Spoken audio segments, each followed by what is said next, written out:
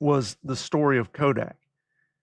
Kodak dominated film-based photography, but what many listeners may not actually know is they invented and patented the first digital camera, but they were so committed, their plan was so committed to film, they refused to move toward digital photography. And so as a result, the company that was the name, the face of photography in the world, collapsed in the 1980s and 90s and then went bankrupt in 2012 after losing $30 billion. Now, if we contrast that with a different story that is told with reverence throughout the Silicon Valley, that's the story of Intel.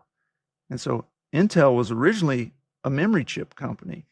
And that was their plan. That was what they did.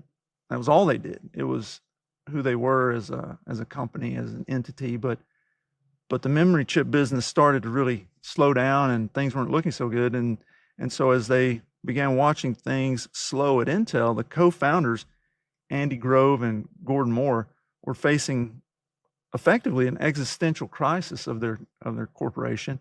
And so one day Grove and Moore were in Grove's office and Andy Grove posed a question. He said, if we got kicked out and the board brought in a new CEO, what do you think he would do? And unhesitatingly, Gordon Moore said, he would get us out of memories. That is, Moore really thought the new CEO would leave Intel's identity as memory chip company and would shift to the new and growing field of microprocessors. And so Andy Grove responded and said, why shouldn't you and I walk out the door, come back in and do it ourselves? And with that decision, Intel went on to become what we know of Intel, all because they were able to move away from their plan to a better one.